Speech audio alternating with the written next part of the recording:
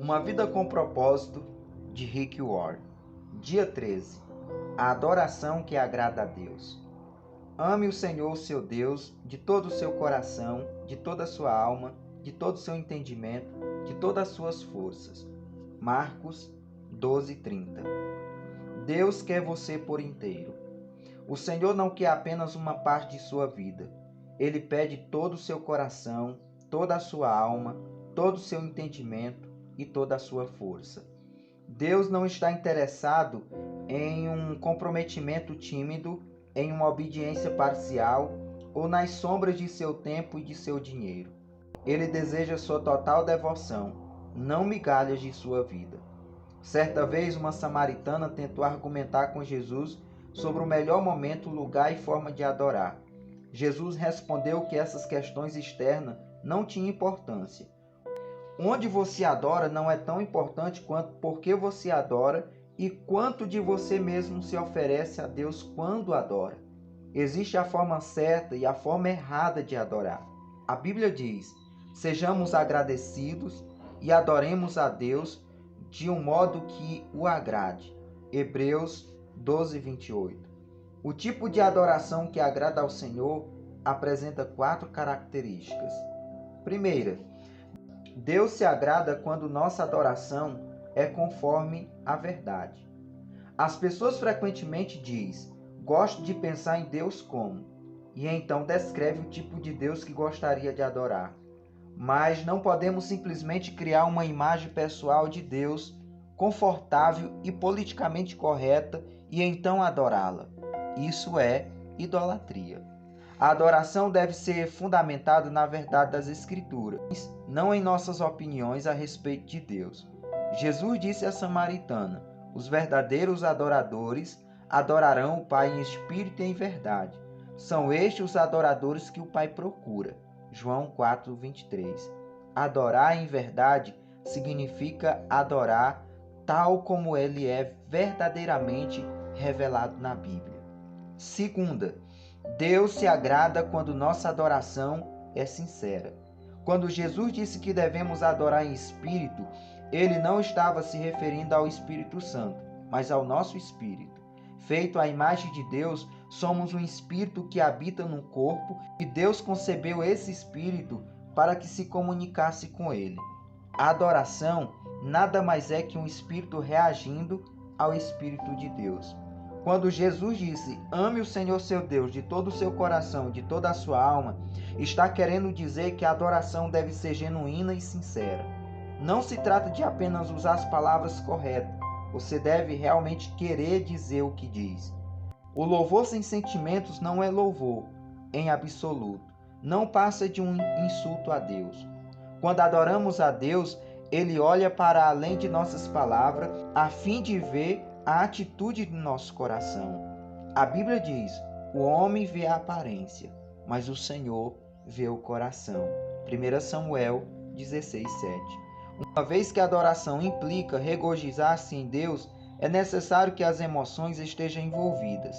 O Senhor lhe deu emoções para que você possa adorá-lo com intensidade, mas elas devem ser genuínas, não fingidas.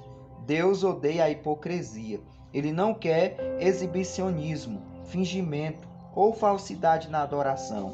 Ele deseja amor sincero e verdadeiro. Podemos adorar a Deus de modo imperfeito, mas não podemos adorá-lo sem sinceridade. Logicamente, só a sinceridade não é suficiente, pois você pode estar sinceramente errado. É por isso que tanto o Espírito quanto a verdade são necessários. A adoração deve ser conforme a verdade e genuína. A adoração agradável a Deus é profundamente emocional e profundamente doutrinária. Nela, usamos o coração e a mente. Mas são coisas diferentes. Hoje em dia, muitas pessoas acham que ser comovido por uma música é a mesma coisa de ser tocado pelo Espírito Santo, mas são coisas diferentes. A verdadeira adoração acontece quando seu espírito responde a Deus, não à melodia. Na verdade, algumas canções introspectivas e sentimentais impedem a adoração, pois retira a evidência de Deus e a transfere para nosso sentimento. Sua maior distração na adoração é você mesmo, seus interesses e preocupações com o que os outros pensam a seu respeito. Os cristãos discorrem com frequência da forma mais apropriada ou genuína de louvar a Deus, mas essas discussões normalmente refletem apenas diferença de formação e de personalidade. Muitas formas de louvor são mencionadas na Bíblia, entre elas confessar, cantar, colocar-se de pé, ajoelhar-se, dançar, manifestar alegria, testificar, tocar instrumentos musicais e erguer as mãos. O melhor estilo de adoração é aquele que mais genuinamente representa seu amor por Deus, baseado na formação e na personalidade que Ele lhe deu. Meu amigo Gary Thomas observou que muitos cristãos parecem emperrados em uma adoração rotineira, uma rotina insatisfatória, em vez de viver uma empolgante amizade com Deus. Isso ocorre porque se obriga a utilizar métodos devocionais ou estilo de adoração que não se ajusta à maneira especialmente concedida por Deus a cada um. Gary raciocinou: se Deus propositadamente nos fez todos diferentes, por que deveríamos todos amar a Deus da mesma forma? Lendo obras cristãs clássicas e entrevistando o cristão maduro, Gary descobriu que os cristãos têm utilizado caminhos variados há 2000 anos para desfrutar intimamente com Deus. Ao ar livre, estudando, cantando, lendo, dançando, criando obras de arte, servindo outras pessoas, sendo solidários, desfrutando da comunhão e participando de dezenas de outras atividades. Em seu livro Caminhos Sagrados, Gary identifica 9 maneiras pelas quais as pessoas se aproximam de Deus. Os naturalistas são mais motivados a amar a Deus ao ar livre, em ambientes naturais. Os sensitivos amam a Deus com os sentidos e apreciam belos cultos de adoração que envolvem a visão, o paladar, o aroma e o toque, não apenas a audição. Os tradicionalistas aproximam-se de Deus por meio de rituais, liturgia, símbolos e estruturas rígidas. Os ascetas preferem amar a Deus na solidão e com simplicidade. Os ativistas amam a Deus pelo confronto com o mal, combatendo a injustiça e trabalhando para tornar o mundo um lugar melhor. Os misericordiosos amam a Deus demonstrando seu amor a outros e suprindo as necessidades deles. Os entusiastas amam a Deus com celebrações. Os contemplativos amam a Deus por meio de adoração. E os intelectuais amam a Deus ao estudá-lo, isto é, fazendo uso da mente. Não há um modelo único de aproximação para adorar e desenvolver uma amizade com Deus. Uma coisa é certa: você não glorifica a Deus tentando ser alguém que Ele nunca quis que você fosse. Deus quer que você seja você mesmo. Esse é o tipo de gente que o Pai está procurando, aquele que é simples e honesto na presença dele, em seu culto. João 4:23. Terceira, Deus se agrada quando nossa adoração é meditativa. A ordem de Jesus, ame ao Senhor de todo o seu entendimento, é repetida 4 vezes no Novo Testamento. Deus não se agrada de cantorias indiferentes, preces superficiais com frases feitas ou exclamações corriqueiras como louvado seja o Senhor, pois indica que não conseguimos pensar em nada melhor para dizer no momento. Se a adoração for superficial, não terá valor algum. Você deve envolver sua mente. Jesus chamou vãs repetições às orações indiferentes. Mateus 6:7. Até mesmo expressões bíblicas podem se tornar expressões banalizadas pelo uso exagerado quando estamos deixando de pensar no significado.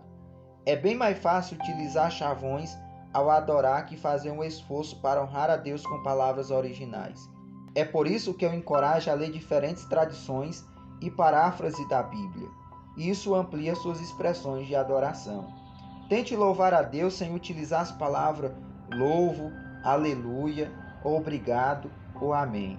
Em vez de dizer eu só quero louvá-lo, faça uma lista de sinônimos e use palavras novas como admirar, respeitar, valorizar, reverenciar, honrar e apreciar.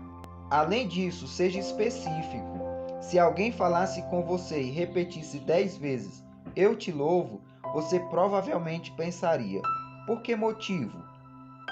Você preferiria ouvir 2 elogios específicos a dezenas de generalidades imprecisas. Deus também. Outra ideia é fazer uma lista dos diferentes nomes de Deus e concentrar-se neles.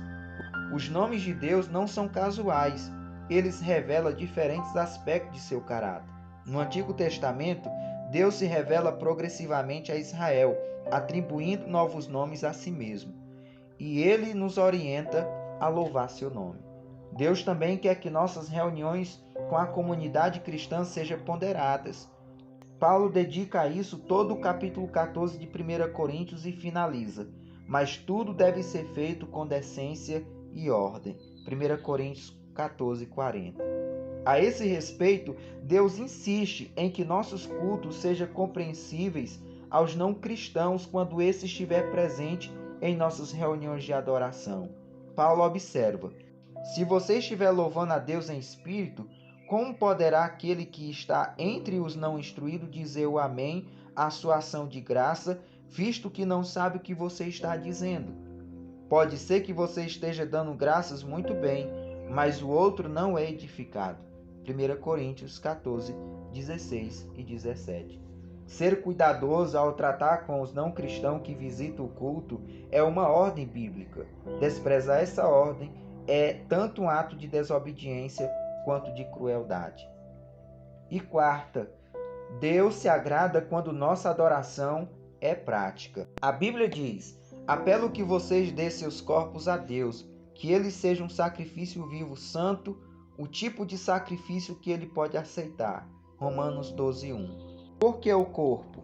Porque o Senhor não diz: apresente o seu espírito, porque sem o corpo não pode fazer nada neste planeta. Na eternidade você irá receber um corpo novo, aperfeiçoado e aprimorado. Mas enquanto viver neste mundo, Deus diz: dê o que você tem. Ele está apenas sendo prático a respeito da adoração. Você já ouviu pessoas dizerem: não poderei participar da reunião desta noite, mas estarei com vocês em espírito. Você sabe o que isso significa? Nada. É inútil. Enquanto você estiver neste mundo, seu espírito só poderá estar onde seu corpo estiver. Se seu corpo não está lá, você também não está. Na adoração, devemos oferecer nosso corpo como um sacrifício vivo. Normalmente associamos o sacrifício com algo morto, mas Deus quer que você seja um sacrifício vivo, que você viva por ele.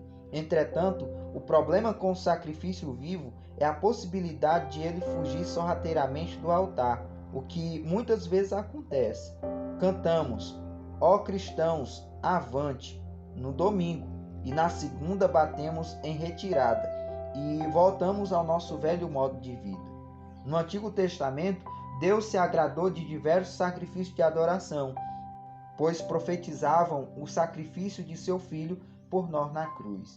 Hoje, Deus também se agrada de sacrifícios de adoração diferentes: ação de graças, louvor, humildade, arrependimento, oferta em dinheiro, oração, serviço aos outros e ajuda aos necessitados. A verdadeira adoração implica um custo. Davi sabia disso e afirmou: eu não vou oferecer ao Senhor, meu Deus, sacrifícios que não me custam nada. 2 Samuel 24, 24. Um dos custos que a adoração tem para nós é o egocentrismo. Não se pode louvar a Deus e a si mesmo ao mesmo tempo. Você não pode adorar para ser visto pelos outros ou para agradar a você mesmo. Ao adorar, você deliberadamente muda o foco da atenção para Deus. Quando Jesus diz: ame o Senhor de todas as suas forças, ele chama a atenção para o fato de que adorar exige esforço e energia. Nem sempre é conveniente ou confortável, e às vezes a adoração é mero ato de força de vontade, um sacrifício voluntário. A adoração passiva é um paradoxo. Quando você louva o nome de Deus, mesmo sem vontade, quando sai de sua cama para adorá-lo cansado, quando ajuda outros que estão esgotados, você está oferecendo um sacrifício de adoração a Deus. Isso é agradável a Ele. Mitch Hedman, líder da adoração na Inglaterra, conta como seu pastor ensinou à igreja o verdadeiro significado da adoração. Para mostrar que a adoração é mais que música, ele proibiu todos os cânticos por um período de tempo, até que eles aprendessem a adorar de outras maneiras. Ao fim daquele período, Matt escreveu a clássica canção, Essência da Adoração. Trarei a ti mais do que uma canção, pois uma canção em si mesma não é o que tens pedido. Tu busca por algo além das aparências, tu sondas o meu coração. A essência da questão é uma questão do coração. Dia 13. Pensando sobre meu propósito de vida. Tema para reflexão. Deus me quer por inteiro. Versículo para memorizar. Amá-lo de todo o coração, de todo o entendimento, de todas as forças, e amar o próximo como a si mesmo é mais importante do que todos os sacrifícios e ofertas. Marcos 12:33. Pergunta para memorizar. O que agrada mais a Deus neste momento? Minha adoração pública ou minha adoração em particular? O que farei a esse respeito? Reflita e até o nosso próximo áudio.